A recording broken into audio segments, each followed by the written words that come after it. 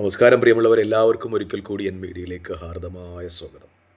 മുക്കത്ത് സങ്കേതം ഹോട്ടലിലെ ഉടമ പെൺകുട്ടിയെ പീഡിപ്പിക്കുവാൻ ശ്രമിച്ചതുമായി ബന്ധപ്പെട്ട് ആ വീഡിയോ പുറത്തു വന്നപ്പോൾ വളരെ വേദന തോന്നി.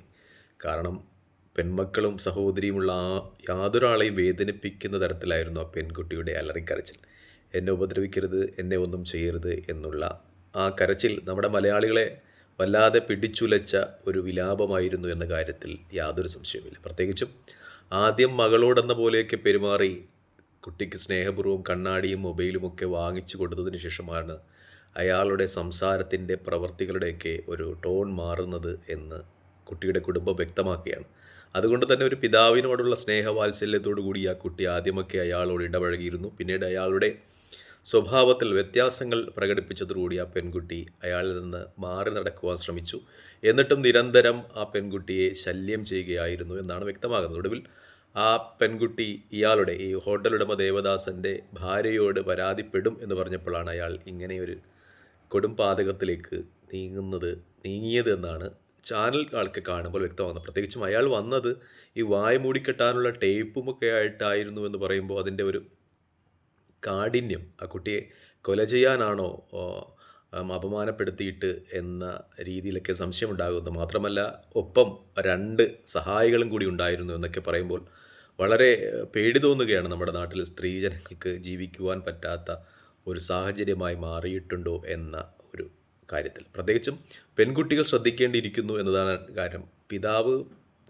പിതാവിന് മാത്രമേ ഉണ്ടാകൂ. പിതാവിനെ പോലെയാണ് അല്ലെങ്കിൽ സഹോദരനെ പോലെയാണ് എന്നൊക്കെ പറഞ്ഞു വരുന്ന ആളുകളെ മിക്കപ്പോഴും വിശ്വസിക്കുവാൻ പറ്റില്ല എന്ന ഒരു തത്വം കൂടി മനസ്സിലാക്കണം. കാരണം ലോകം അത്രത്തോളം ചീഞ്ഞു നാറിക്കൊണ്ടിരിക്കുകയാണ്. ആളുകൾ ഒരു പ്രത്യേക രീതിയിൽ, പ്രത്യേകിച്ചും കേരളത്തിൻ്റെ തലമുറ ആകെ ഡ്രഗ്സും അതുപോലെ ലൈംഗിക അരാജകത്വമൊക്കെ നെഞ്ചിലേറ്റ് നടക്കുന്ന രീതിയിലേക്ക് മാറിയിരിക്കുന്നു എന്നതാണ് ഏറ്റവും വലിയ യാഥാർത്ഥ്യം. മറ്റൊന്നുകൂടിയുണ്ട്.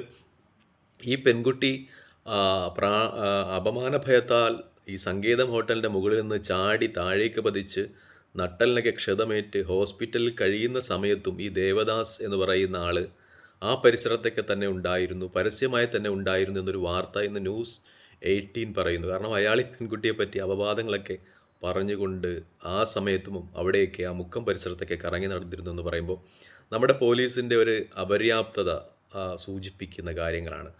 തുടർന്നും ഇയാൾ ഈ പെൺകുട്ടിയെ പറ്റി വളരെ മോശമായ കമൻറ്റ് പെൺകുട്ടിയുടെ ഭാര്യയെ ഭർത്താവിനെ, കല്യാണം കഴിച്ച പെൺകുട്ടിയാണ്, പെൺകുട്ടിയുടെ ഭർത്താവിനെ വിളിച്ചു പറഞ്ഞു. അതുപോലെ പരിസരത്തുള്ള ആളുകളോടൊക്കെ പെൺകുട്ടിയെ പറ്റി മോശമായി പറഞ്ഞുകൊണ്ട് നടന്നിട്ടും ഈ പെൺകുട്ടി ഇവിടെ നിന്ന് വീണത് ഇയാളുടെ ബലാത്കാര ശ്രമം ചെറുക്കുന്നതിനിടയിലാണ് എന്ന് കുടുംബം പരാതിപ്പെട്ടിട്ടും തെളിവുകളില്ല, ഒന്നുമില്ല എന്നതിൻ്റെ പേരിൽ പോലീസ് ഇയാളെ അറസ്റ്റ് ചെയ്യാൻ മടിക്കുകയായിരുന്നു എന്നൊക്കെ ഇന്ന് ചില വാർത്തകൾ പുറത്തു വരുമ്പോൾ സത്യത്തിൽ വളരെ പ്രയാസം തോന്നുകയാണ്. കാരണം ഈ അടുത്ത ദിവസങ്ങളിലാണ് ഹണി റോസിൻ്റെ ഒരു പരാതിയുടെ അടിസ്ഥാനത്തിൽ ബോച്ചയെ അയാളുടെ സ്വന്തം റിസോർട്ടിൽ വളഞ്ഞിട്ട് പിടിച്ചത്. അപ്പോൾ പണവും പ്രശസ്തിയും അതുപോലെ ഗ്ലാമറുമൊക്കെ ഉള്ള ആളുകൾക്ക് മാത്രമേ നമ്മുടെ നാട്ടിൽ നീതി കിട്ടൂ എന്നൊരു ചോദ്യം ഉയരുന്നുണ്ട് എന്നാണ് ഏറ്റവും വലിയ വാസ്തവം. നേരത്തെ കേസെടുത്ത ഒരാൾ, പ്രത്യേകിച്ച് ക്രമസമാധാന പ്രശ്നങ്ങൾ ഉണ്ടാക്കുന്നതിൻ്റെ പേരിലൊക്കെ കേസെടുക്കപ്പെട്ട PC ജോർജ് എന്ന് പറയുന്ന ഒരാൾ, അയാളെപ്പറ്റി ഇപ്പോൾ യാതൊരു വിവരവുമില്ല, കേസിനെ പറ്റിയും ഒരു വിവരവുമില്ല. അപ്പോൾ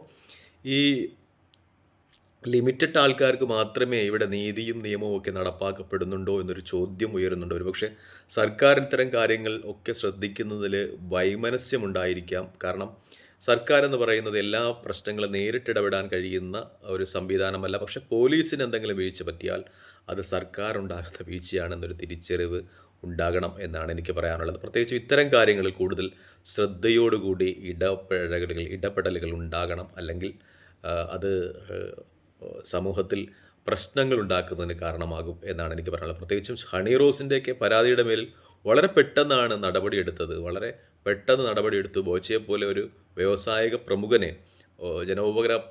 ജനോപകാരപ്രദമായ പ്രവർത്തനങ്ങളുമായി മുന്നോട്ട് പോകുന്ന ഒരാളെ നൊടിയിട കൊണ്ട് അറസ്റ്റ് ചെയ്ത് അകത്താക്കിയെങ്കിൽ ഈ ഹോട്ടലുടമയെ പെൺകുട്ടി ഇത്തരം ഗുരുതരാവസ്ഥയിലായിട്ടും അറസ്റ്റ് ചെയ്യുന്നതിൽ തെളിവില്ല എന്ന വിമൂഖത പ്രകടിപ്പിച്ചുകൊണ്ട് മാറി നിന്നുവെങ്കിൽ അതിനെപ്പറ്റിയൊക്കെയുള്ള അന്വേഷണങ്ങൾ വേണ്ടിവരും എന്നാണ് എൻ്റെ അഭിപ്രായം. തൽക്കാലം ഈ വീഡിയോ ഇടവാങ്ങുന്നു. മറ്റൊരു വീഡിയോയുമായി കാണുന്നവരെ നന്ദി, നമസ്കാരം ചെയ്യുന്നു. വീഡിയോ ഇഷ്ടപ്പെടുന്നുണ്ട് ലൈക്ക് ചെയ്യുക, ഷെയർ ചെയ്യുക, കമൻറ്റ് ചെയ്യുക. മറ്റൊരു വീഡിയോയുമായി കാണുന്നതിൽ പ്രാർത്ഥന ഉൾപ്പെടുത്തുക. ജയ് ഹിന്ദ്.